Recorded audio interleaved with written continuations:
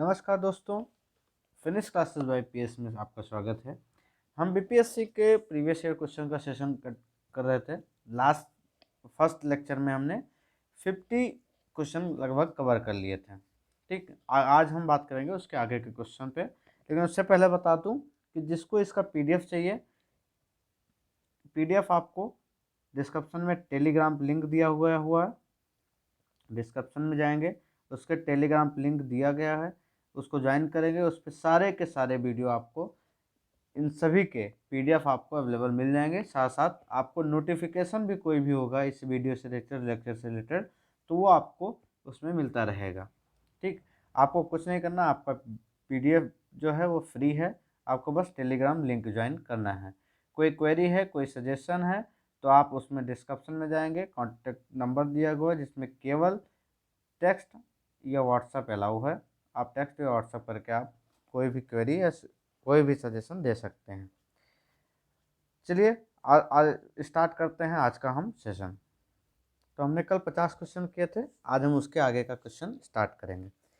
पहला क्वेश्चन है आज का, किस काल में अछूत की अवधारणा स्पष्ट रूप से उद्घृत हुई थी? किस काल में हुई थी?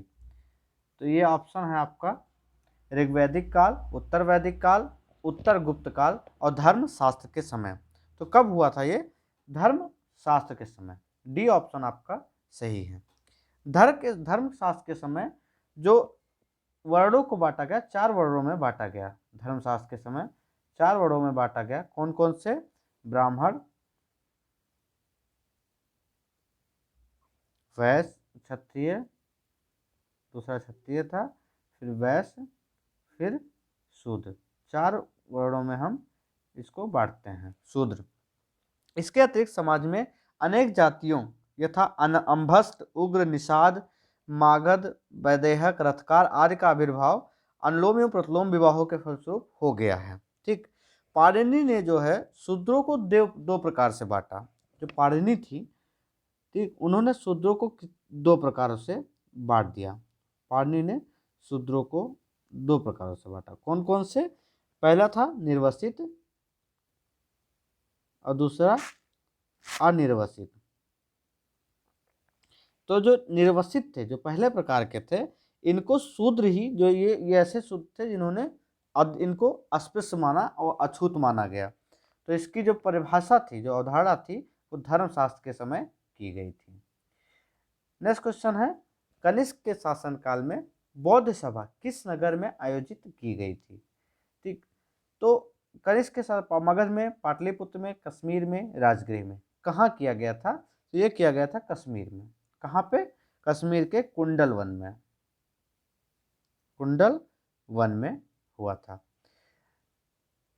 कनिष्क राजा थे उस समय। तो अगर हम इसका पूछ लिया जाता है कि अध्यक्ष कौन था, तो उस समय जो अध्यक्ष थे इस सभा के, अध्यक्ष थे आपके वसुमित्र। कौन थे? वसुमित्र। और उपाध्यक्ष जो थे वो अश्वघोष थे। कौन थे? अश्वघोष थे। तो ये जो कनिष्क के शासनकाल की जो बौद्ध सभा थी, ये किस नंबर की बौद्ध सभा थी? तो ये याद रखना, ये जो था वो चौथी बौद्ध सभा संगीति थी। कौन सी? लास्ट की चौथी बौद्ध संगीति थी ये, जो कनिष्क के शासनकाल में हुई थी। ठीक, इसके पहले अगर हम 3 बात करें कि इसके पहले जो 3 जो बौद्ध संगीतियाँ हुई थी, तो वो कब हुई थी? तो बुद्ध के महानिर्वाण के बाद ही, बुद्ध के महानिर्वाण बाद ही पहली संगीति हुई, जिसमें कौन था? सबसे पहला जो बौद्ध संगीति हुई वो हुआ आपके राजगृह में। कहाँ पे? राजगृह में। उस समय जो शासक था, उस समय शासक थे अजातशत्रु। कौन थे? अजातशत्रु। ठीक, मगध के शासक थे। उस समय इनकी अध्यक्षता जो की थी वो महाकश्यप ने की थी। किसने? महाकश्यप ने। फिर उसके बाद द्वितीय बौद्ध संगीति हुई। वो कहाँ पे हुई? तो जो द्वितीय बौद्ध संगीति हुई वो वैशाली में हुई। कहाँ पे? वैशाली में हुई। उस समय के जो शासक थे वो थे काला अशोक, जिनको काला अशोक बोलते हैं। काला अशोक के शासनकाल में हुआ था। इसके जो अध्यक्ष थे उनको साबाकामी कहते हैं, साबाकामी, जिसको साबक मीर भी कहते हैं, सर्वकामनी भी कहते हैं, ये चीज़ें हैं। फिर तृतीय संगीत की अगर बात करें, तृतीय बौद्ध संगीति जो हुई थी वो किसके शासनकाल में हुई थी? तो वो पाटलिपुत्र में तृतीय बौद्ध संगीति हुई थी, थर्ड वाली, जिसमें अशोक के शासनकाल में हुई थी। किसके शासनकाल में? अशोक के शासनकाल में हुई थी। और इसके जो अध्यक्ष थे वो थे मोगाली पुत्तिस्प, ये इसके अध्यक्ष थे उस समय के। कलर में कोई डिफरेंस तो नहीं आ रहा है? एक बार बता दीजिएगा, हम चेंज कर दे रहे हैं वैसे, क्योंकि मुझे खुद नहीं कंफर्ट फील हो रहा है। लाइट लेते हैं, ये ठीक है। तो नेक्स्ट क्वेश्चन है आपका, भगवान बुद्ध के महापरिनिर्वाण के बाद पहली बौद्ध संगति जो हुई थी वो कहाँ हुई थी? पिछले क्वेश्चन में मैंने एक्सप्लेन किया, आप लोग जल्दी से बताइए। राजगृह राजगीर में हुई थी, गया में हुई थी, पाटलिपुत्र में हुई थी, वैशाली में हुई थी, कि उपरोक्त में से कोई नहीं? ठीक है, मैं लाइव सेशन नहीं है, भले ये रिकॉर्डिंग सेशन है, बट आप लोग जब क्वेश्चन देखा के तो कमेंट जरूर किया कीजिए आंसर अपना। तो कौन सी पहली बौद्ध संगीति हुई थी, कौन कहाँ पे? तो ये हुई थी राजगृह राजगीर में, ठीक, जिसके किसके शासनकाल में? अजात शत्रु के शासनकाल में। इसके अध्यक्ष कौन थे? महाकश्यप, इसके अध्यक्ष थे। ठीक, नेक्स्ट क्वेश्चन है, बुद्ध के जीवन की 4 महत्वपूर्ण घटनाएं हैं और उनसे संबंध 4 स्थान दिए गए हैं नीचे, ठीक, जिनको सुमेल करना है। स्तंभ 1 पहले में उनके घटनाएं दी गई हैं, दूसरा उनका स्थान दिया गया है, तो इससे रिलेट करना है। तो अगर हम जन्म की बात करें तो जन्म कहाँ हुआ? तो बुद्ध का जो जन्म हुआ था वो लुम्बिनी में हुआ था। कब हुआ था? 563 ईसा पूर्व में। ठीक, दूसरा है ज्ञान प्राप्ति। ज्ञान प्राप्ति कहाँ हुआ? तो ज्ञान प्राप्ति हुआ आपका बोध गया में। कहाँ पे? बोध गया में ज्ञान प्राप्ति इनकी हुई, बोध गया में। और जो प्रथम वचन दिया था वो सारनाथ में दिया था, और निधन जो इनका महापरिनिर्वाण जिसको बोलते हैं वो हुआ कुशीनगर में। तो ऑप्शन आपका कौन सा सही है? सी ऑप्शन आपका सही है। ठीक, सी ऑप्शन आपका सही है। तो प्रथम उद्देश्य को क्या बोलते हैं ये भी देखते रहिए। प्रथम उद्देश्य जो सारनाथ में दिया उसको बोलते हैं धर्म चक्र परिवर्तन। और जो निधन हुआ था इसको क्या बोलते हैं? इसको बोलते हैं महापरिनिर्वाण। आते हैं नेक्स्ट क्वेश्चन पे, बोध गया में महाबोधि जो मंदिर बनाया गया कहाँ बनाया गया? तो बोध गया में जो महाबोधि मंदिर बनाया गया वो जहाँ पे भगवान गौतम बुद्ध को ज्ञान प्राप्त हुआ वहाँ महाबोधि मंदिर बनाया गया था। बोध गया में 6 वर्ष की साधना के पश्चात लगभग 35 वर्ष, 6 वर्ष की साधना के पश्चात लगभग 35 वर्ष में आयु में महात्मा बुद्ध को वैशाख पूर्णिमा की रात को एक पीपल वृक्ष के नीचे उन्हें ज्ञान प्राप्त हुआ। इसी स्थल पर मंदिर का निर्माण किसने कराया? तो जो मंदिर का निर्माण था वो सम्राट अशोक ने, जो मंदिर का निर्माण था वो सम्राट अशोक ने कब कराया था? 3री शताब्दी BC में। ठीक, यह मंदिर पूरी तरह ईंटों से निर्मित है। वर्ष 2002 में, कब? 2002 में इसको यूनेस्को द्वारा विश्व धरोहर स्थल में शामिल कर लिया गया। नेक्स्ट क्वेश्चन है आपका, गौतम बुद्ध को एक देवता का स्थान किस राजा के युग में प्राप्त हुआ?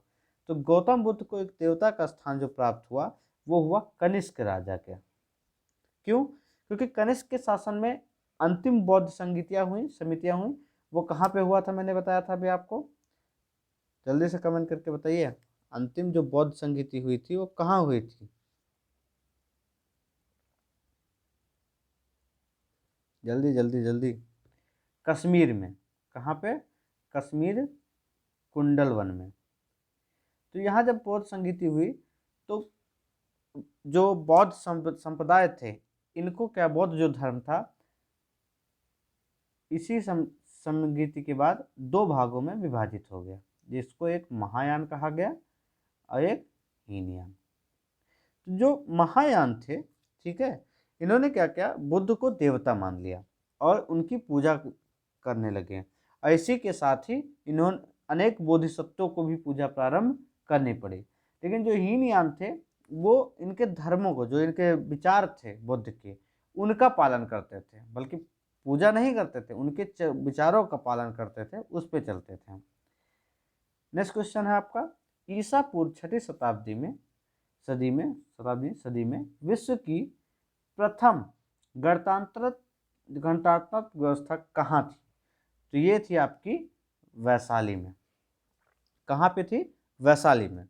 ईसा पूर्व जो 6वीं सदी है, वो विश्व की प्रथम गणतंत्रात्मक जो व्यवस्था थी वो वैशाली में थी।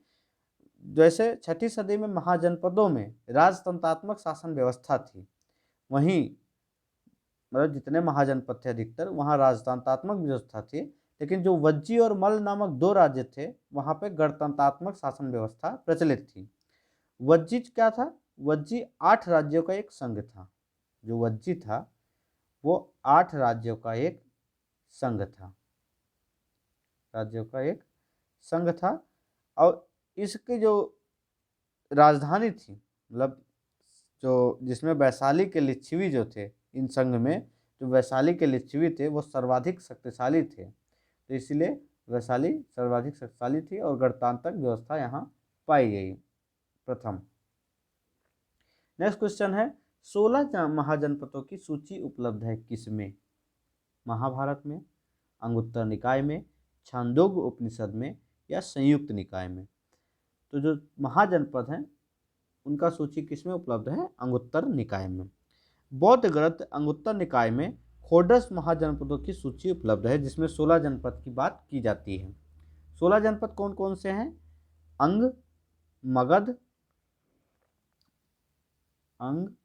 मगध, काशी, कौशल, वज्जी, मल्ल और चेदी, वत्स, कुरु, पांचाल, मत्स्य, सूरसेन, अस्मक, अवंती, गांधार, कंबोज, ये जो हैं ये 16 महाजनपद थे। लेकिन अगर हम देखें कि इन सभी महाजनपदों में एकमात्र महाजनपद जो अस्मक था, ठीक, जो अस्मक महाजनपद है वो दक्षिण भारत में स्थित था। एकमात्र महाजनपद जो दक्षिण भारत में, अगर क्वेश्चन आ जाए कि एकमात्र महाजनपद जो दक्षिण भारत में स्थित था, तो वो था अस्मक। ठीक, ये चीजें हैं। जैन ग्रंथ में भी, भगवती सूत्र में भी षोडश महाजनपदों की सूची मिलती है, किंतु वहां इसके नाम जो है भिन्न प्रकार के पाए जाते हैं। नेक्स्ट क्वेश्चन है, नालंदा विश्वविद्यालय का स्थापना का युग क्या है? युग पूछ रहा है, कौन से युग में नालंदा विश्वविद्यालय की स्थापना हुई थी? मौर्य युग में, कुषाण युग में, गुप्त युग में, या पाल युग में? तो ये इसका जो स्थापना हुआ था वो गुप्त युग में हुआ था। अगर नालंदा की बात करें तो ये एक विख्यात बौद्ध पीठ और विश्वविद्यालय था। यह दक्षिणी बिहार में किसके निकट था? जो नालंदा विश्वविद्यालय था ये राजगीर के निकट था। इसके ध्वंसावशेष बड़ा गांव ग्राम में दूर तक आज भी बिखरे पड़े हैं। 5वीं शताब्दी के मध्य, ठीक है, 5वीं शताब्दी के मध्य गुप्तों के समय नालंदा विश्वविद्यालय अस्तित्व में आया और सर्वप्रथम कुमारगुप्त, कौन? कुमारगुप्त प्रथम ने नालंदा बौद्ध विहार को दान दिया। बाद में लाइन लगी कि बुद्धगुप्त भी, तथागुप्त भी और जो बालादित्य नामक गुप्त शासक बने, इन्होंने इस विहार को भी दान दिए, मतलब अपना कुछ ना कुछ सहयोग दिया। नेक्स्ट क्वेश्चन है, नालंदा विश्वविद्यालय किस लिए प्रसिद्ध था? तो जो नालंदा विश्वविद्यालय था वो प्रसिद्ध था बौद्ध धर्म दर्शन के लिए। पिछले एक्सप्लेनेशन में बताया बौद्ध से रिलेटेड था, तो ये बौद्ध धर्म दर्शन के लिए था। उसी अध्ययन के लिए एक चीनी यात्री आया था जिसका नाम क्या था? हुएन सांग। नेक्स्ट क्वेश्चन है आपका, मध्यकालीन भारत में मनसबदारी व्यवस्था क्यों लागू की गई? ऑप्शन है आपका पास, राजस्व एकत्रित करने हेतु, सैनिकों की सुगमता से भर्ती हेतु, धार्मिक स्वभाव की स्थापना हेतु, स्वच्छ प्रशासन सुनिश्चित करने के लिए। लास्ट ऑप्शन है उपयुक्त में से कोई नहीं, उपयुक्त में से एक से अधिक। तो जो ऑप्शन सही है वो आपका होगा बी, सैनिकों की सुगमता से भर्ती हेतु। मनसबदारी जो व्यवस्था थी एक विशिष्ट प्रशासनिक व्यवस्था थी जिसका प्रचलन मुगल शासक अकबर द्वारा किया गया था। तो किसके द्वारा किया गया? मुगल शासक अकबर द्वारा ये व्यवस्था मनसबदारी की गई थी। अकबर द्वारा मनसबदारी व्यवस्था की गई। मनसबदारी में 3 बातें निर्धारित की गई। एक पहला क्या था? पदाधिकारी का वरीयता क्रम निर्धारित किया गया, वेतनमान। तीसरा क्या था? सैनिक उत्तरदायित्व। तो सैनिक उत्तरदायित्व में जो मनसबदार को अपने मनसब के अनुसार सैनिकों को रखना पड़ता था। इस व्यवस्था से राज्यों ने सैनिकों के प्रत्यक्ष भर्ती और रखरखाव के उत्तरदायित्व मनसबदारों पर डाल दिया था, जिसके बदले में मनसबदार को नगद या जागीर प्रदान की जाती थी। ये मनसबदारी व्यवस्था के अंतर्गत आता है। नेक्स्ट क्वेश्चन है आपका, नीचे दी गई वक्तव्य में कुछ कथन दिए गए हैं और कोई एक कारण दिया हुआ है। एक कथन एक कारण दिया गया है जिसको ध्यानपूर्वक पढ़ना है, आपको बताना है आंसर क्या होगा। पहला कथन है 12वीं शताब्दी के अंत तक नालंदा महाविहार का पतन हो गया। दूसरा कथन कह रहा है महाविहार का जो राजकीय प्रश्रय मिलना बंद हो गया था। तो दोनों के दोनों सही हैं, दोनों के दोनों सही हैं, लेकिन ये व्याख्या नहीं करता, क्योंकि जो अंत हुआ था वो इसके वजह से नहीं हुआ था कि प्रश्रय मिलना बंद हो गया, वो किसी और रीजन से था। तो बी ऑप्शन इसका सही होगा। अब हम एक बार एक्सप्लेनेशन देख लेते हैं। नालंदा में एक विख्यात पौधपीठ विश्वविद्यालय था, ये तो आप सबको पता है, जो कहाँ पे था? राजगीर के निकट स्थित पाया जाता था, मतलब था वहाँ पे, पाया जाता नहीं था। 5वीं सदी के मध्य गुप्तों के समय नालंदा स्थित विश्वविद्यालय अस्तित्व में आया और 12वीं सदी के अंत तक इसे मुस्लिम आक्रमण के फलस्वरूप इसका पतन हो गया। तो मुस्लिमों के आक्रमण के कारण इसका पतन हुआ, ना कि राजकीय प्रश्रय मिलने की वजह से। तो ये तो बंद हुआ था, ये सही है, लेकिन इसकी वजह से पतन नहीं हुआ था। पतन किसकी वजह से हुआ था? मुस्लिम आक्रमण की वजह से। बंगाल के जो पाल शासक द्वारा विक्रमशिला विश्वविद्यालय को संरक्षण देने के फलस्वरूप जो नालंदा विश्वविद्यालय का महत्व घटने लगा था। उसी समय विक्रमशिला विश्वविद्यालय उच्च पे आ गया था। नेक्स्ट क्वेश्चन है, प्रथम मगध साम्राज्य का उत्कर्ष किस शताब्दी में हुआ? तो प्रथम मगध जो साम्राज्य का उत्कर्ष था वो ईसा पूर्व 6ठी शताब्दी में। बी ऑप्शन आपका सही है। प्रथम मगध साम्राज्य की जो महत्ता का वास्तविक संस्थापक राजा कौन था? तो वास्तविक संस्थापक राजा बिंबिसार था। कौन? बिंबिसार। 544 से लेके 492 ईसा पूर्व इनका शासन काल था। ये इसके वास्तविक संस्थापक थे, किसके? मगध साम्राज्य के। नेक्स्ट क्वेश्चन है आपका, मगध की राजधानी कौन सी थी? ठीक है, तो मगध की राजधानी अगर देखें तो 2 ऑप्शन आ रहे हैं इसमें, पाटलिपुत्र भी थी और राजगृह भी थी। पहले क्या थी? तो पहले थी राजगृह, जिसको बाद में जो उदयन शासक था, ठीक है, जब उदयन आया तो उसने क्या किया, राजगृह से चेंज करके, सॉरी, जो पाटलिपुत्र है उसको राजधानी अपना बना लिया। तो इसमें दोनों ऑप्शन सही है, तो इसमें होना चाहिए ए एंड सी, जो ई ऑप्शन में होना चाहिए। तो ई ऑप्शन नहीं दिया था, इसलिए मैं अपने मन से भर दे रहा हूँ। तो इसमें दोनों के दोनों सही हैं, याद रखना। नेक्स्ट क्वेश्चन है, प्राचीन महाजनपद मगध की प्रथम राजधानी कौन सी थी? अब ये क्वेश्चन है पिछला एक्सप्लेनेशन के माध्यम से, कौन सी थी? तो प्राचीन महाजनपद की, बताइए भैया। उपयुक्त में से कोई नहीं, क्यों? क्योंकि वो थी राजगृह। पाटलिपुत्र तो राजगृह के बाद बनाई गई, इसने पूछा है प्रथम राजधानी, तो वो राजगृह। नेक्स्ट क्वेश्चन है, नंद वंश के पश्चात मगध पर किस राजवंश ने शासन किया? तो नंद वंश के पश्चात अगर किसने शासन किया, वो है मौर्य वंश ने। नंद वंश की स्थापना किसने की थी अगर बात करें, तो इनकी स्थापना शिशुनाग वंश ने, शिशुनाग वंश का अंत करके इसकी स्थापना की गई। किसने की? उग्रसेन ने। उग्रसेन कौन थे? इनको महापद्म कहा जाता था। ठीक। नंद वंश में कुल कितने राजा हुए? तो इसमें 9 राजा हुए थे। कितने? 9 राजा हुए थे। पहला उग्रसेन थे, और 9वें कौन से थे? क्या बोला जाता था उनको? धनानंद। धनानंद को ही किसके समकालीन माना जाता था? इनको माना जाता था सिकंदर के, जो सिकंदर महान है उसके साथ साथ समकालीन इनको माना जाता था।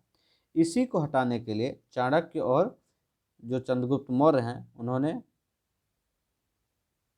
अपना प्रयास किया और घनानंद की हत्या करके नंद वंश का अंत किया था। ठीक है, क्योंकि ये इतना क्रूर राजा था उस समय का कि ये क्या करता था कि बलपूर्वक धन वसूलता था और छोटी छोटी वस्तुओं पर भारी भारी कर लगा देता था। इससे क्या होता था, जनता शासक जो है वो विरुद्ध हो गई थी सारी, और चारों ओर इसके खिलाफ घृणा और संतोष का वातावरण बन गया था। ठीक, तो सभी ने इसको सपोर्ट किया उस समय। तो इसकी हत्या की चंद्रगुप्त मौर्य ने चाणक्य के निर्देशानुसार, मतलब उन्हीं के आदर्शों से चल के। नेक्स्ट क्वेश्चन है आपका, किस ग्रंथ में चंद्रगुप्त मौर्य का विशिष्ट रूप से वर्णन हुआ है? तो ये हुआ है विशाखा दत्त से। विशाखा दत्त जो मुद्रा राक्षस है, कौन? मुद्रा राक्षस। इसमें चंद्रगुप्त मौर्य के विषय में विस्तृत सूचना दी गई है। इस ग्रुप में चंद्रगुप्त को नंदराज का पुत्र माना गया है, और मुद्रा राक्षस में चंद्रगुप्त को वृषल या कुलहीन भी कहा गया है, ये याद रखना। ठीक। 18वीं शताब्दी में ढूंढीराज ने मुद्रा राक्षस पर एक टीका भी लिखी थी। अगर देखा जाए तो मुद्रा राक्षस के अतिरिक्त विशाखा दत्त के नाम से 2 अन्य रचनाओं का भी उल्लेख प्राप्त होता है, जिसको हम देवी चंद्रगुप्तम बोलते हैं और अभिसारिका वंचितक या अभिसारिका वंदितक बोलते हैं। नेक्स्ट क्वेश्चन है, निम्नलिखित में से मगध का कौन सा राजा सिकंदर महान के समकालीन था? क्वेश्चन था, अभी आपको बताया मैंने, कौन था? बी ऑप्शन होगा धनानंद। ठीक, ये था।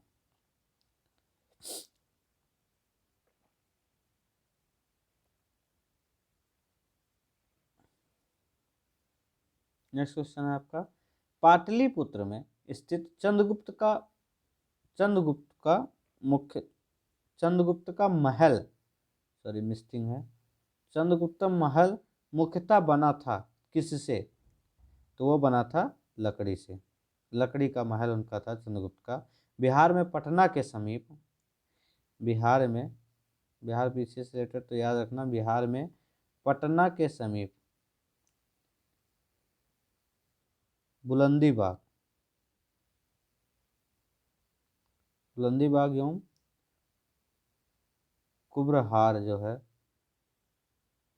कुम्भहार में की गई खुदाई से मौर्य काल के लकड़ी के विशाल भवन के अवशेष सामने आए हैं। इन्हें प्रकाश में लाने का श्रेय जो किसने किया? स्पूनर महोदय ने।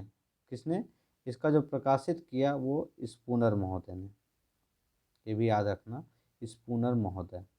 बुलंदी बाग जो था वहां से नगर के परकोटे के अवशेष और कुम्भहार से राजप्रसाद के अवशेष प्राप्त होते हैं। नेक्स्ट क्वेश्चन है, अष्टप्रधान का गठन किसने किया? तो अष्टप्रधान का जो गठन था वो किया था शिवाजी ने। किसने किया था? शिवाजी ने। अष्टप्रधान क्या होते थे? केंद्रीय स्तर पर एक अष्टप्रधान की व्यवस्था थी जो राज्य के प्रशासन के लिए बनाया गया था, जिसके अंतर्गत 8 मंत्रियों की नियुक्ति किया जाता था, जिसमें कौन कौन होते थे? सबसे ऊपर पेशवा, फिर अमात्य, फिर मंत्री, सचिव, 4 हो गए सचिव। उसके बाद कौन से आते हैं? सुमंत, सेनापति, पंडित राव, और लास्ट में आते थे न्यायाधीश। ठीक, तो ये 8 उनके क्या थे? अष्टप्रधान थे। ये शिवाजी के राज्य प्रशासन में आधुनिक काल के सचिवों की भांति कार्य करते थे।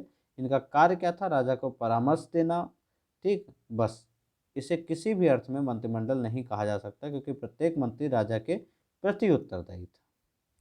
नेक्स्ट क्वेश्चन है, निम्नलिखित में से किस मौर्य राजा ने दक्कन की विजय प्राप्त की थी? तो वो किया था चंद्रगुप्त मौर्य ने। किसने? चंद्रगुप्त मौर्य ने। ठीक, अगर देखा जाए तो मौर्य साम्राज्य के जो संस्थापक हैं चंद्रगुप्त मौर्य ने दक्षिण भारत की विजय प्राप्त की। इस संदर्भ में अशोक के जो अभिलेख हैं, जैन एवं तमिल साक्ष्यों से जानकारी प्राप्त होती है। दक्षिण भाग के अनेक स्थलों में अशोक के जो अभिलेख प्राप्त हुए हैं, किंतु अशोक ने एकमात्र कलिंग विजय की थी। अशोक ने क्या किया था?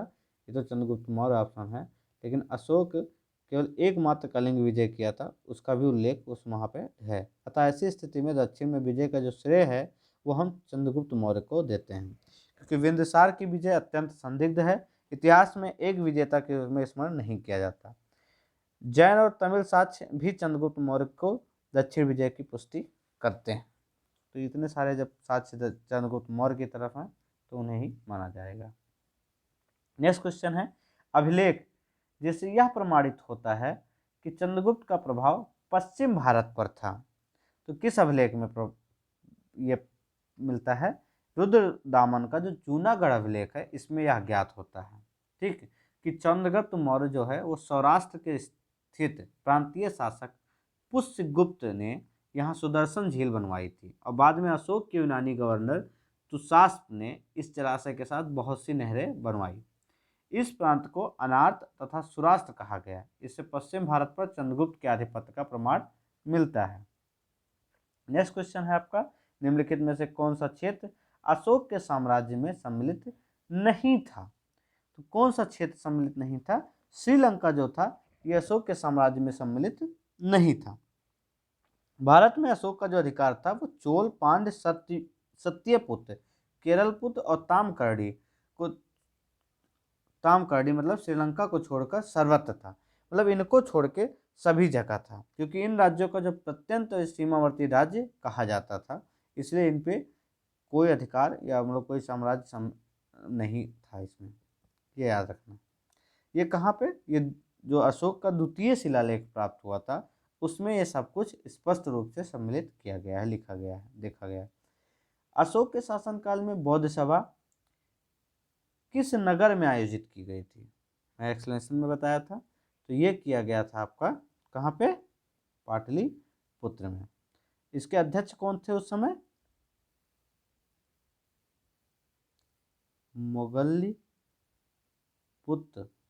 मोगलीपुत्र तीसरा ने इस बौद्ध संगीति की अध्यक्षता की थी। ये तृतीय बौद्ध संगीति थी। कौन सी? तृतीय बौद्ध संगीति। अशोक के शिलालेखों में प्रयुक्त भाषा कौन सी है? ये पूछा जा रहा है। तो जो भाषा प्रयुक्त की गई थी वो प्राकृत थी, अधिकतर जो थी वो प्राकृत थी। अशोक के इतिहास अगर हम देखें तो अभिलेखों से ही ज्ञात होता है, उनके जितने भी हैं, और इनको 3 वर्गों में अभिलेखों को बांटा गया है। कौन कौन से? एक शिलालेख हो गया, जो इनके अभिलेख थे अशोक के, उनको 3 उसमें बांटा गया। कौन कौन? शिलालेख, दूसरा आपका स्तंभ लेख और गुहा लेख। ठीक, तो शिलालेख जो था इसको 14 विभिन्न लेखों का एक समूह है। कितना? 14 विभिन्न लेखों का एक समूह है। एक समूह है जो 8 भिन्न भिन्न स्थानों से प्राप्त किए गए। एक शाहबाजगढ़ी से, मानसेहरा से, कालसी से, किरनार से, फिर धौली से, जौगढ़ और एरगुडी और सोपारा से। लेकिन अशोक के जो अधिकांश अभिलेख प्राप्त हुए वो प्राकृत भाषा और ब्राह्मी लिपि में लिखे गए थे। किसमें? प्राकृत भाषा में या ब्राह्मी लिपि में लिखे गए। लेकिन और भी चीज़ें हैं कि केवल 2 अभिलेख ऐसे थे जिन्हें जो शाहबाजगढ़ी और मानसेहरा के जो अभिलेख थे उन्हें ब्राह्मी न होकर बल्कि खरुष्ठी लिपि में देखा गया है। ठीक, अगर तक्षशिला से जो बात करें तो तक्षशिला का जो अभिलेख है वो अरामेइक लिपि में लिखा गया एक भग्न अभिलेख है। ठीक, उसी के साथ सरेकुना का नाम का जो स्थान है वहाँ से यूनानी तथा अरामेइक लिपियों में लिखा गया द्विभाषीय ठीक है, लिखा गया। द्विभाषीय यूनानी सीरियाई भाषा का जो अभिलेख है वो लगमान नाम के स्थान से प्राप्त हुआ है। ये चीज़ें हैं, तो कई कई जगह अलग हैं, लेकिन जो मूलतः देखा जाता है, जो सबसे ज़्यादा प्रयुक्त हुआ है वो प्राकृत या तो फिर खरोष्ठी लिपि, वो सॉरी ब्राह्मी लिपि। दो लिपि हैं जिनमें अशोक के अभिलेख, अब अशोक के जितने अभिलेख हैं अधिकतर प्राप्त हुए हैं। नेक्स्ट क्वेश्चन है आपका, निम्नलिखित में से प्राचीन भारत की कौन सी लिपि दाहिने से बाएं लिखी जाती है, मतलब राइट से सुनिए के लेफ्ट। ठीक, तो कौन सी लिपि लिखी जाती है, तो ये है आपकी खरोष्ठी। ठीक, इसे पढ़ने का जो श्रेय था वो किसको किसको मिला, तो वो मैसन थे, मैसन, प्रिंसेप और नोरिस लेसन लास्ट कनिंगम। ये जो है खरोष्ठी लिपि को पढ़ने का श्रेय इनको दिया जाता है। ठीक है, ये उत्तर पश्चिम भारत की लिपि थी। जो खरोष्ठी लिपि थी ये कहाँ की लिपि थी, ये उत्तर पश्चिम भारत की लिपि थी। नेक्स्ट क्वेश्चन है, अशोक के धम्म का मूल संदेश क्या है, तो अशोक के धम्म का जो मूल संदेश है वो है आपका उपयुक्त में से सभी, एक से अधिक, कोई नहीं, एक से अधिक होगा, ये हटा दो। क्यों, क्योंकि अगर देखें अशोक के धम्म एक नैतिक संहिता थी। अशोक अपने दूसरे और 7वें शिलालेख के माध्यम से संदेश देते हैं। क्या देते हैं, अपासिनवे बहुकयाने दया दाने सचे सोचे मादय साधवे चा, ये इन्होंने संदेश दिया। इसका अर्थ क्या था कि कम बोलना, ठीक, सत्य बोलना, कम पाप करना, कल्याण करना, दया दान करना, पवित्रता से रहना, स्वभाव में मधुरता और साधुता बनाए रखना। साथ ही साथ इस प्रकार के जो अशोक के धम्म के मूल संदेश में शांति और अहिंसा तथा बड़ों का सम्मान, धार्मिक सहनशीलता इस सब में निहित थी। तो मैंने सब कुछ बता दिया, सत्य, अहिंसा, बड़ों का सम्मान, धार्मिक सहनशीलता, तो इसलिए एक से अधिक आंसर आ रहे थे, तो आपका आंसर क्या होगा, ई होगा। नेक्स्ट क्वेश्चन है आपका, केवल वह स्तंभ जिसमें अशोक ने स्वयं को मगध का सम्राट बताया है, तो ऐसा कौन सा स्तंभ है जिसमें बताया है भाई, तो वह है आपका जो भाबरू का स्तंभ है, या इसमें उन्होंने अपने आप को सम्राट बताया है। नेक्स्ट क्वेश्चन है आपका, अपने शिलालेखों में अशोक सामान्यतः किस नाम से जाने जाते हैं, तो वो जाने जाते हैं प्रियदर्शी। ठीक, जिसको हम देवानाम प्रियदर्शी, इन्होंने अपने आप को शिलालेखों में सर्वत्र प्रयोग किया है, देवानाम प्रिय, देवानाम प्रियदर्शी, जो देवताओं के प्रिय, देखने में सुंदर, ऐसा उच्चारण किया है। ठीक, नेक्स्ट क्वेश्चन है आपका, कौटिल्य के अर्थशास्त्र में किस पहलू पर प्रकाश डाला गया है, तो कौटिल्य के अर्थशास्त्र में जो प्रकाश डाला गया है वो राजनीतिक जीवन में, किस पे, राजनीतिक जीवन पे। नेक्स्ट क्वेश्चन है, कौटिल्य की पुस्तक अर्थशास्त्र किस विषय पर आधारित है, तो इसमें ऑप्शन होगा आपका ई। क्यों, क्योंकि एक से अधिक आंसर हैं। अगर देखा जाए तो कौटिल्य जो है, कौटिल्य किसको बोलते हैं, चाणक्य को, तो चाणक्य थे, इनको कौटिल्य बोलते हैं। और क्या बोलते हैं, विष्णुगुप्त भी बोलते हैं। ठीक, तो देखा जाए तो इनका जो रचित अर्थशास्त्र है उसमें सिद्धांतों और अभ्यास की पुस्तक है। इसमें राज्य के मंडल के सिद्धांत भी हैं और विदेश नीति की भी ये व्याख्या करता है। इसके अलावा इसमें सप्तांग सिद्धांत हैं, जिसमें राजा, अमात्य, जनपद, दुर्ग, कोष, दंड और मित्र की सर्वप्रथम व्याख्या मिलती है। अर्थशास्त्र में तत्कालीन प्रशासन, कृषि, शिल्प, व्यापार व्यवस्था का भी विस्तृत जानकारी प्राप्त होती है। मतलब धन संचय की भी जानकारी प्राप्त होती है, विदेश नीति से रिलेटेड भी होता है, शासन कला के सिद्धांत अभ्यास की बात होती है और आर्थिक संबंध से रिलेटेड बात होती है। तो एक अधिक आंसर सही होगा। नेक्स्ट क्वेश्चन है, मेगास्थनीज ने भारतीय समाज की कितनी श्रेणियों में विभाजित किया है, तो मेगास्थनीज ने भारतीय समाज को 7 श्रेणियों में, कितने, सॉरी 7 श्रेणियों में इसको विभाजित किया है। कौन कौन से? पहला है आपका दार्शनिक, दूसरा कृषक, तीसरा आपका है पशुपालक, चौथा है आपका कारीगर, और पांचवा है योद्धा, छठा है निरीक्षक, और लास्ट सातवां जो है वो आपका क्या है? सभासद। तो ये भारतीय समाज को 7 भागों में मेगास्थनीज ने इसको बांटा था।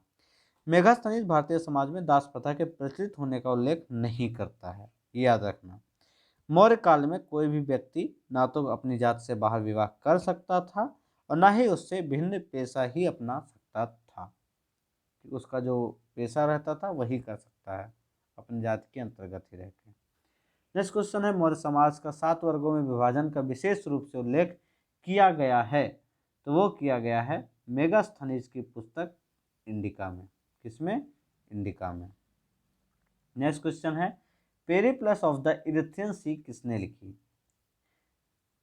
पेरिप्लस ऑफ द इरिथ्रियन सी किसने लिखी? तो ये आंसर होगा ई, कोई नहीं। क्यों? क्योंकि जो ये लिखे हैं ये 60वीं ईस्वी में लिखी गई। कब लिखी गई? 60वीं ईस्वी में, 60वीं ईस्वी में लिखा गया। अलेक्जेंड्रिया के एक नाविक ने लिखा जिसका नाम अभी तक कोई पता नहीं है। ठीक है, तो इसलिए आंसर क्या होगा? ई होगा। नेक्स्ट क्वेश्चन है आपका, वह स्रोत जिसमें पाटलिपुत्र के प्रशासन का वर्णन उपलब्ध है, तो वो कौन सा है? सी ऑप्शन है, इंडिका। पाटलिपुत्र नगर का प्रशासन मेगास्थनीज के निकट में प्राप्त होता है और मेगास्थनीज ने पाटलिपुत्र के नगर परिषद की 5-5 सदस्यों वाली 6 समितियों का भी उल्लेख इन्होंने किया है। ठीक, वह नगर के पदाधिकारी जो थे उनको क्या बोलते थे कि उनको एस्टिनोमोई कहते हैं। ठीक, एस्टिनोमोई उनको कहते थे जो नगर के पदाधिकारी होते थे। कौन? मेगास्थनीज। नेक्स्ट क्वेश्चन है, पाटलिपुत्र को किस शासक ने सर्वप्रथम अपनी राजधानी बनाई? तो पाटलिपुत्र को जो सर्वप्रथम किसने बनाया था? आंसर होगा चंद्रगुप्त मौर्य। ठीक, पाटलिपुत्र की स्थापना कहाँ हुई थी? गंगा प्लस सोन नदी के संगम पे, इनके संगम पे इसकी स्थापना हुई थी। हर्यक वंशी शासक उदयन ने की थी और अपनी राजधानी राजगृह से पाटलिपुत्र स्थानांतरित की थी, किंतु विकल्प में उदयन नहीं है, इसलिए जो चंद्रगुप्त मौर्य है वो उत्तर सर्वोत्तम होगा। ठीक, याद रखें। नेक्स्ट क्वेश्चन है, इनमें से किसने सर्वप्रथम व्यापक पैमाने पर, एक सेकेंड, अगर जैसे ऐसे क्वेश्चन आ गए, अब इसमें चंद्रगुप्त मौर्य भी ऑप्शन में है और उदयन भी ऑप्शन में आ जाए, ठीक है, तो हम आंसर कौन सा देंगे? उदयन देंगे। नेक्स्ट क्वेश्चन है, इनमें से किसने सर्वप्रथम व्यापक पैमाने पर स्वर्ण मुद्रा का प्रचलन किया? तो किसने किया? ये किया है जो बीमा कदुफिसेस हैं, इन्होंने स्वर्ण मुद्रा का प्रचलन किया व्यापक पैमाने पर। कुषाण शासक द्वारा व्यापक पैमाने पर स्वर्ण मुद्रा का प्रचलन प्रारंभ करना भारतीय उपमहाद्वीप में उनका सबसे महत्वपूर्ण योगदान था। तो कुषाण शासक जो बीमा थे, बीमा कदुफिसेस, इन्होंने स्वर्ण मुद्राओं के प्रचलन का श्रेय प्राप्त है। तो ये किस शासक से रिलेटेड है? कुषाण शासक थे। नेक्स्ट क्वेश्चन है आपका, कला की गांधार शैली निम्न में से फली फूली? कब फली फूली? किसके समय? ठीक, कुषाण के समय कि गुप्त के समय कि अकबर के समय कि मौर्य के समय? तो ये फैली थी कुषाण के समय। ठीक, क्यों? क्योंकि कुषाण शासक कनिष्क जो था, कुषाण शासक जो कनिष्क था, उसके शासनकाल में कला के क्षेत्र के 2 स्वतंत्र शैलियों का विकास हुआ। कला क्षेत्र के 2 स्वतंत्र शैलियों, कौन सी? एक मथुरा शैली और एक गांधार शैली, इनका विकास हुआ। इन दोनों को कनिष्क की ओर से पर्याप्त प्रोत्साहन मिला और गांधार जो कला थी वो ये जो गांधार कला थी ये किस कला से प्रभावित थी, तो ये यूनानी कला से प्रभावित थी। नेक्स्ट क्वेश्चन है, इनमें से किस शासक ने चतुर्थ बौद्ध संगीति जो थी कश्मीर में आयोजित की। ठीक, तो कितनी बार बता चुका कि कनिष्क जो थे, कनिष्क के शासन काल में कश्मीर में चतुर्थ बौद्ध संगीति आयोजित की गई। कहाँ पे, कुंडल वन में, कुंडल वन में। ठीक, इसके अध्यक्ष कौन थे और उपाध्यक्ष कौन थे, तो अध्यक्ष थे आपके वसुमित्र और उपाध्यक्ष थे अश्वघोष। ठीक, याद रखना।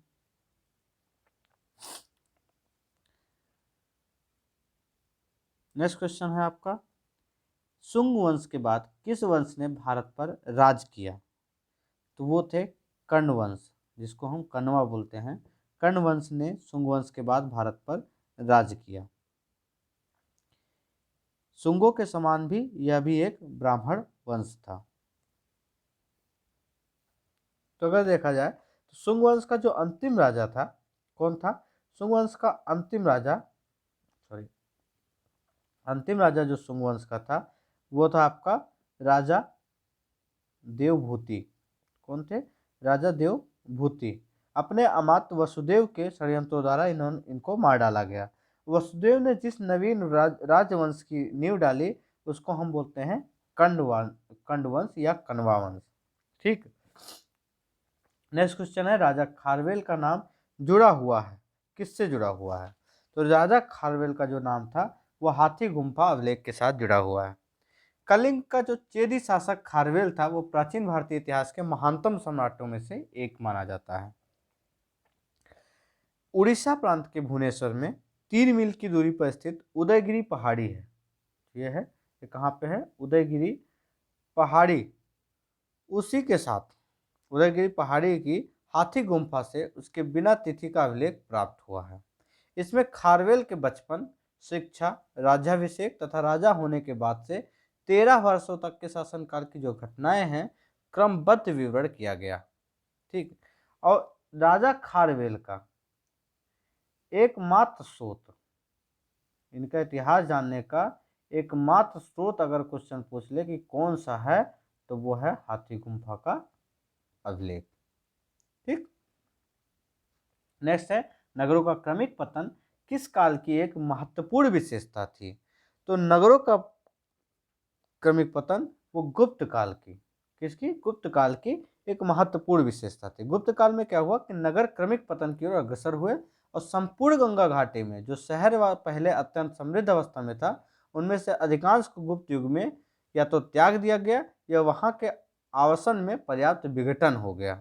जैसे पाटलिपुत्र जैसा महत्वपूर्ण नगर ह्वेनसांग के आगमन तक गांव बन गया था, और मथुरा जैसे महत्वपूर्ण नगर एवं कुम्भलहार, सोनपुर, सहगौरा और उत्तर प्रदेश में गंगा घाटी के अनेक महत्वपूर्ण जो केंद्र हैं वो ह्रास के ही प्रमाण प्रस्तुत करते हैं।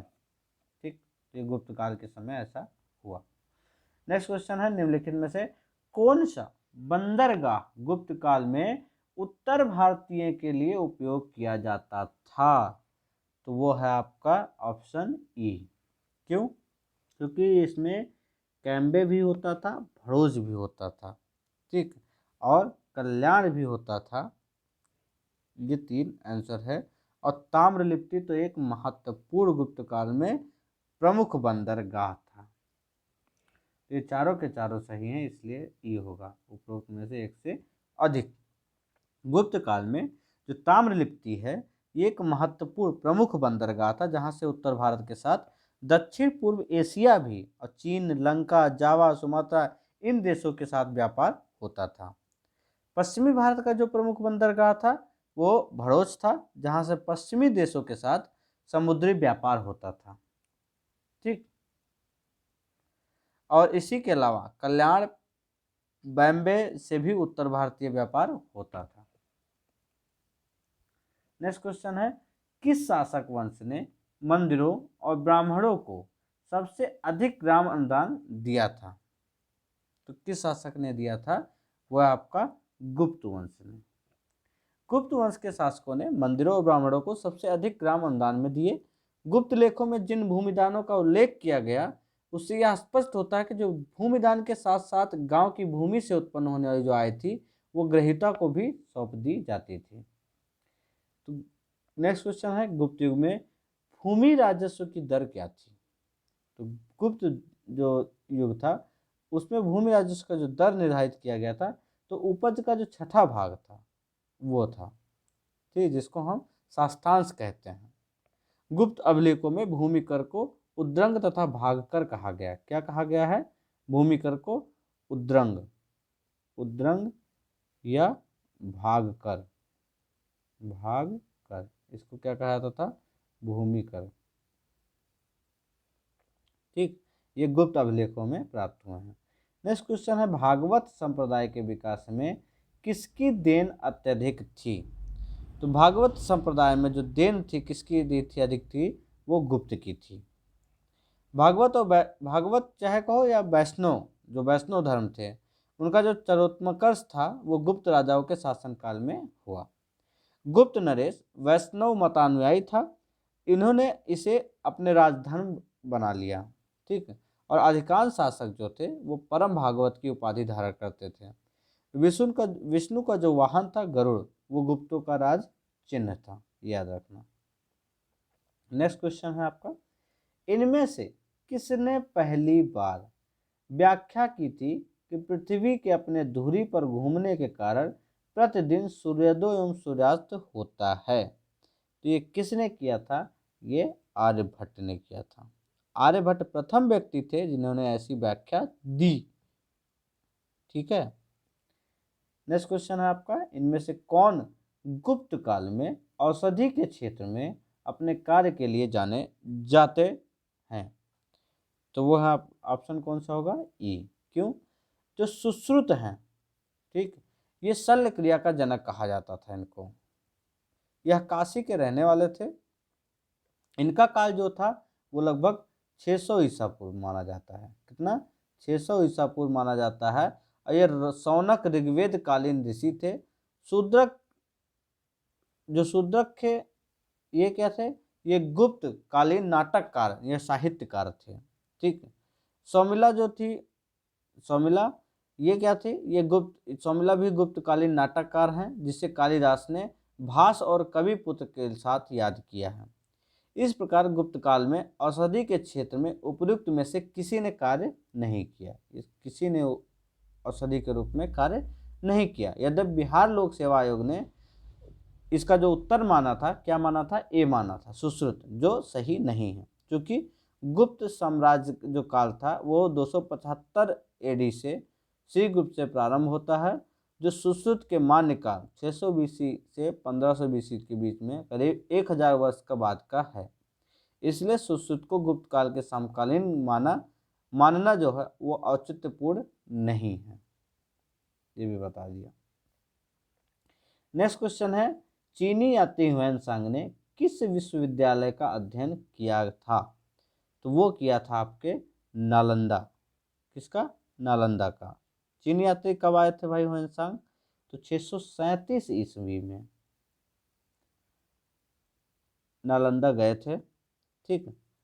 और उस समय इन्होंने उसको वहाँ पे अध्ययन किया। इसके जो कुलपति थे आचार्य शीलभद्र, इस समय जो वहाँ उसके कुलपति थे आचार्य शीलभद्र थे, लगभग 1.5 वर्ष तक नालंदा में निवास करके योग शास्त्र का अध्ययन किया ह्वेनसांग ने। इसके बाद वह बंगाल, उड़ीसा, धान्य कटक होता हुआ कांची पहुंचा और अपनी यात्रा के दूसरे दौर में ह्वेनसांग पुनः नालंदा आया और व्याख्यान अपना दिया। नेक्स्ट क्वेश्चन है, ह्वेनसांग की भारत में यात्रा के समय जो सूती कपड़े थे उनके उत्पादन के लिए सबसे प्रसिद्ध नगर कौन सा था? बताइए भैया, क्वेश्चन आ गया। तो वो था आपका मथुरा। कौन सा नगर था? मथुरा। मथुरा एक औद्योगिक नगरी थी उस समय, ठीक। तो ये कब कैसे ज्ञात होता है? ये अर्थशास्त्र से ज्ञात होता है कि इसके सूती वस्त्र जो है उत्कृष्टता के लिए प्रसिद्ध थे। ह्वेनसांग ने मथुरा की आर्थिक समृद्धि और व्यापारिक प्रगति की पुष्टि की और वह लिखता है कि मथुरा के जो बाजारों में बिकने वाली वस्तुएं हैं वो काफ़ी सजा कर रखी जाती थी। नेक्स्ट क्वेश्चन है, कवि वाड़ निवासी था। कवि जो बाण हैं वो कहाँ के निवासी थे? तो वो पाटलिपुत्र के निवासी थे। बाणभट्ट क्या थे? जो कवि बाण हैं इनको बाणभट्ट कहा जाता था, बाणभट्ट। ये थे हर्षवर्धन के दरबारी कवि। किसके? हर्षवर्धन के ये दरबारी कवि थे। ये पाटलिपुत्र क्षेत्र के निवासी थे और हर्षचरित, कादंबरी, चंडी शतक इनकी जो है प्रमुख रचनाएं हैं। नेक्स्ट क्वेश्चन है, चीनी यात्री इत्सिंग ने बिहार का भ्रमण किया कौन से सन में? तो जो जब किया था उन्होंने, तो कौन चीनी सिंह जब आए थे तो कब आए थे? 671, 671 या 672, जो इसी ईस्वी में लगभग ये आए थे। ठीक, जब वह युवक था और अपने 37 बौद्ध सहयोगी के साथ वो बौद्ध धर्म के अवशेषों को देखने की इच्छा से पाश्चात्य विश्व का भ्रमण करने का निश्चय किया। यह दक्षिण के समुद्री मार्ग से होकर भारत आया था। किस रास्ते से? दक्षिण के समुद्री मार्ग से। ठीक, तो इसमें कोई ऑप्शन नहीं है, इसलिए डी होगा। 675 से 685 ईस्वी तक नालंदा विश्वविद्यालय में अध्ययन किया और फिर 93 से 94 ईस्वी में लगभग सुमात्रा होता हुआ वो चीन लौट गया। ये याद रखना। नेक्स्ट क्वेश्चन है, प्रसिद्ध चीनी यात्री फाहियान जो थे उन्होंने किसके शासनकाल में भारत की यात्रा की? तो उन्होंने यात्रा जो की थी वो किया था चंद्रगुप्त द्वितीय के शासनकाल में। किसके? चंद्रगुप्त द्वितीय के शासनकाल में चीनी यात्री फाहियान ने 399 ईस्वी, कितने? 399 ईस्वी से 412 ईस्वी तक भारत के विभिन्न स्थानों का भ्रमण किया। नेक्स्ट क्वेश्चन है, नालंदा विश्वविद्यालय के संस्थापक कौन थे? तो वो थे कुमार गुप्त। वैन सांग के नालंदा विश्वविद्यालय का संस्थापक, जो वैन सांग ने अगर उसके अनुसार माने तो नालंदा विश्वविद्यालय के जो संस्थापक थे वो शक्रादित्य थे, शक्रादित्य, जिसने बौद्ध धर्म के त्रिरत्नों के प्रति महती श्रद्धा के कारण इसकी स्थापना करवाई। और शक्रादित्य की जो पहचान है वो कुमारगुप्त प्रथम से होती है। कुमारगुप्त प्रथम कौन से सन में? 415 से 455 ईस्वी तक इनका शासनकाल रहा है। कुमारगुप्त की जो प्रसिद्ध उपाधि है वो महेंद्रादित्य है। क्या है? महेंद्रादित्य। नेक्स्ट क्वेश्चन है आपका, ताम्रपत्र लेख दर्शाते हैं कि प्राचीन काल में बिहार के राजाओं का संपर्क था। कैसे? तो वो जावा सुमात्रा से। बिहार के जो राजाओं का संपर्क कहाँ था? बिहार प्राचीन काल में जावा सुमात्रा से। पाल वंशी शासक देवपाल बौद्ध मतानुयायी था। लेखों में उसे परम सौगात कहा गया। ठीक है, जो पाल वंश के थे,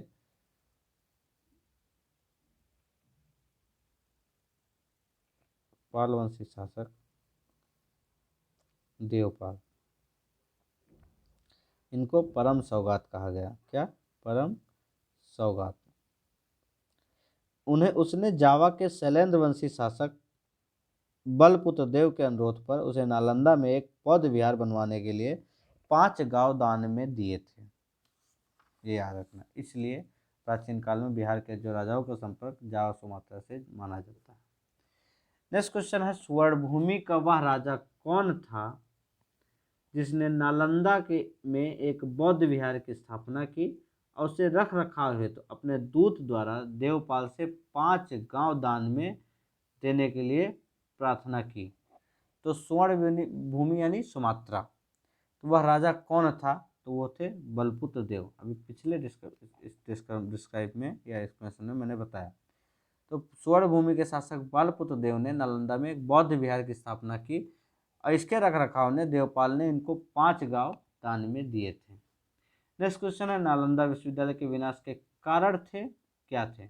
वो थे मुगल, सॉरी मुसलमान कह सकते हो, मुगल भी कह सकते हो। तो मुस्लिम जो शासक थे वो थे इसके विनाश के कारण, क्योंकि जो मुस्लिम आक्रमणकारी थे उनके द्वारा इसको नष्ट किया गया। कौन था? बख्तियार खिलजी, बख्तियार खिलजी। नेक्स्ट क्वेश्चन है, खजुराहो मंदिर स्थापत्य के निर्माण में सहयोगी थे कौन थे, ये पूछ रहा है। तो जो चंदेल थे ये थे। खजुराहो के मंदिर चंदेल राजाओं के समय लगभग 950 से 1050 ईस्वी के बीच बनाए गए। यहाँ का मंदिरों में कंदरिया जो महादेव का मंदिर है, कंदरिया महादेव का मंदिर वो सर्वोत्तम है। खजुराहो कहाँ पे है? ये एमपी के, मध्य प्रदेश के छतरपुर जिले में, छतरपुर जिले में स्थित है। नेक्स्ट क्वेश्चन है, विक्रमशिला शिक्षा केंद्र के संस्थापक का नाम क्या है? तो विक्रमशिला के शिक्षा केंद्र के संस्थापक जो थे वो धर्मपाल थे। धर्मपाल पाल वंश के थे और इन्होंने पाल वंश की भी स्थापना की थी। ठीक, अगर पूछ ले विक्रमशिला है कहाँ पे, तो ये बिहार के भागलपुर में है। कहाँ पे? विक्रमशिला बिहार के भागलपुर में स्थित है। नेक्स्ट क्वेश्चन है आपका, निम्नलिखित राजवंशों में किसका उल्लेख संगम साहित्य में नहीं हुआ है? ठीक है, तो किसका उल्लेख संगम साहित्य में नहीं हुआ है? कदम्ब का उल्लेख संगम साहित्य में नहीं हुआ है। संगम साहित्य में केवल किसका उल्लेख हुआ है? संगम साहित्य में जो उल्लेख, अगर उल्लेख की बात करें तो किसका हुआ है उल्लेख? चोल राज का, चेर का एवं पांड्य राजाओं का उद्भव और विकास का विवरण इसमें प्राप्त होता है। इन राज्यों के विविध राजाओं के शासनकाल का स्पष्ट निर्धारण संभव न होने पर भी संगम साहित्य से कृष्णा नदी के दक्षिण में सुदूर प्रायद्वीप तक राजनीतिक जो गतिविधियां थीं उस पर एक प्रकाश डाला गया था। संगम युग में, नेक्स्ट क्वेश्चन है आपका, संगम युग में उरेयूर किस लिए विख्यात था? जो उरेयूर है ये किस लिए विख्यात था? तो ये जो विख्यात था, कपास के व्यापार का एक महत्वपूर्ण केंद्र था संगम के समय, संगम युग में। तमिलनाडु के तिरुचिरापल्ली में अवस्थित जो कावेरी नदी के तट पर उरेयूर जो है वो संगम कालीन चोलों की राजधानी थी। ये क्या थी? इस संगम कालीन चोलों की राजधानी थी। ठीक, यह कारी और वारणम नामों से भी प्रसिद्ध था। किससे? उरेर जो था ये कारी और वारणम वारणम नाम से भी प्रसिद्ध था।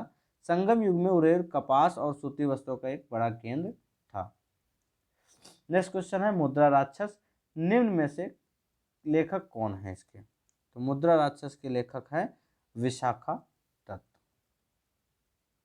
ठीक, इसी में मौर्य जो इतिहास का मुख्यतः चंद्रगुप्त जो मौर्य के जीवन पर प्रकाश इसी के माध्यम से पड़ता है। ठीक, इसी में मौर्य को, चंद्रगुप्त मौर्य को क्या कहा गया था? वृषल या कुलहीन कहा गया था। नेक्स्ट क्वेश्चन है, पृथ्वीराज रासो के लेखक हैं।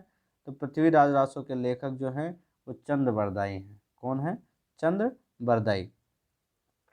ये किसके राज दरबारी कवि थे? तो चौहान वंशी जो शासक थे पृथ्वीराज तृतीय, जिसको राय पिथौरा कहते हैं, ठीक, उनके दरबारी कवि थे जिन्होंने पृथ्वीराज रासो की रचना की। नेक्स्ट क्वेश्चन है, स्वप्नवास दत्ता के लेखक हैं। तो स्वप्नवास दत्ता के लेखक हैं भास। कौन है? भास। महाकवि जो भास थे इन्होंने 13 नाटक उपलब्ध हैं इनके नाम से। ठीक, 1909 में श्री गणपति शास्त्री ने त्रावणकोर राज्य से प्राप्त किया था। इन नाटकों के नाम थे प्रतिज्ञा योगंध नारायण, स्वप्नवास दत्ता, उरुभंग, तूतवाक्य, पंचरात्र, बालचरित्र, धूत घटोत्कच, कर्णभार, मध्यम व्यायोग, प्रतिमा नाटक, अभिषेक नाटक, अभिमारक एवं चारु दत्त। तो ये इनके 13 नाटक थे। नेक्स्ट क्वेश्चन है आपका, कुमार संभव महाकाव्य किस कवि ने लिखा है? कुमार संभव जो महाकाव्य है वो लिखा है कालिदास ने। ठीक, जिसमें 17 सर्ग हैं। इनमें प्रकृति चित्रण और कार्तिकेय की जन्म की कथा पूरी वर्णित है। नेक्स्ट क्वेश्चन है, उस स्रोत का नाम बतलाइए जो प्राचीन भारत के व्यापारिक मार्गों पर मौन है। तो कौन है वो ऐसा स्रोत? तो वो है आपका मिलिंद पन्नू। पाली भाषा में बौद्ध भिक्षु नागसेन द्वारा, बौद्ध भिक्षु